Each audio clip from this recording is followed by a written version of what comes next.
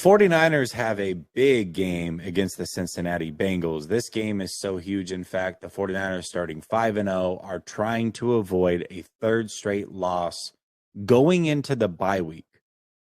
Although that game is huge, the trade deadline just might be a little bit bigger. Not only for the San Francisco 49ers, but across the league. You see, there's a lot of big names that might be moved during this trade deadline that is coming up this Halloween, Tuesday. And if those big names go to other big-time contenders, it could push the 49ers down in pecking order as far as chances of winning a Super Bowl. But the San Francisco 49ers, I do expect to be very active and try to make a pretty big deal at this trade deadline. I've given you quite a few names. I'm going to rattle those off one more time.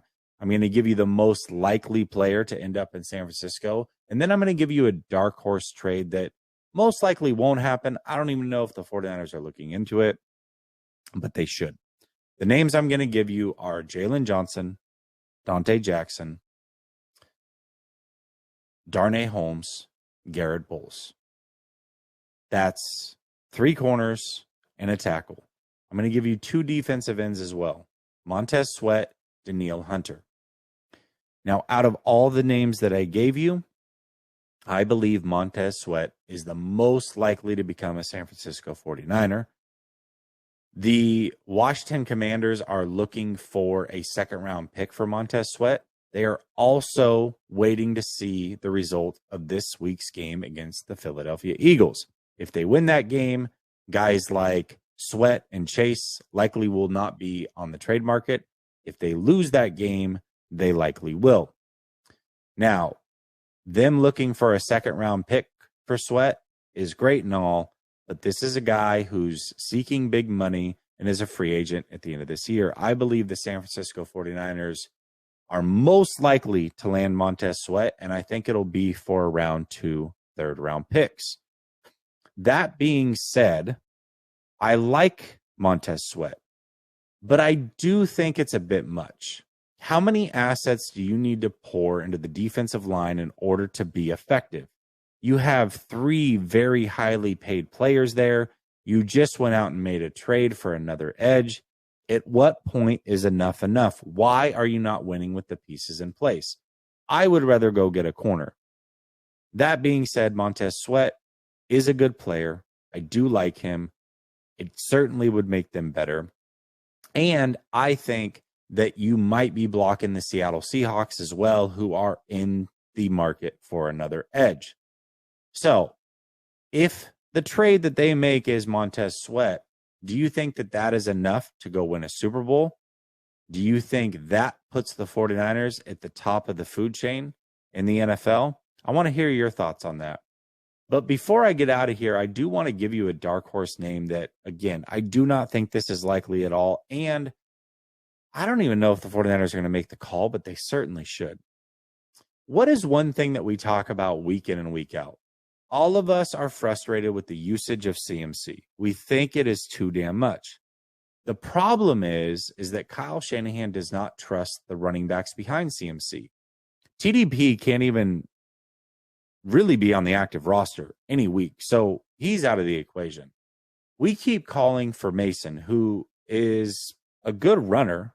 He runs with his hair on fire. He's very physical, but he doesn't know the offense the way that Shanahan would expect him to. He often misses blocks. He runs the wrong routes out of the backfield. Hell, there are times that he's ran the wrong way on a handoff. Mason not knowing the offense the way that he's expected to is why he has not seen the field near as much as he should, because he's very, very talented as a runner. Mitchell, who does know the offense the best and is probably the most trusted by Shanahan when it comes to all those other aspects, can't stay healthy and does not run with any sort of force anymore.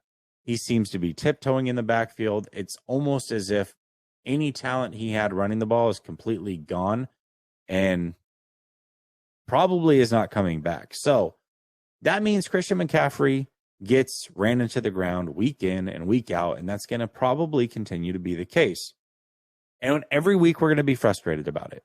So the name that I think makes a lot of sense for the 49ers to try to pursue is somebody who went to a new team this offseason and has recently said that he is not happy with his role on his current team and would welcome a trade.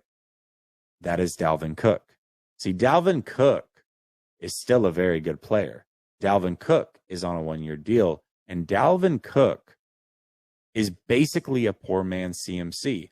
In fact, everything you do with CMC, you can basically do with Dalvin Cook. You can take CMC out of the game and rest assured that you can still run your offense just the same with Dalvin Cook as the replacement. I think that would be a hell of a move by the 49ers. It would preserve the best player on the 49ers offense. It would make a lot of sense for Dalvin Cook as well, because he would probably get 10 or so touches a game, play maybe 20, 30% of the snaps, and it would be a very, very good fit. Again, I do not expect the San Francisco 49ers to make that move. I don't even know if they're reaching out, but they certainly should be, and I think that would be a perfect way to save CMC. Once again, the trade that I think is most likely to happen is Montez Sweat to be a 49er for roughly 2 third-round picks. You let me know what you think, faithful. Peace.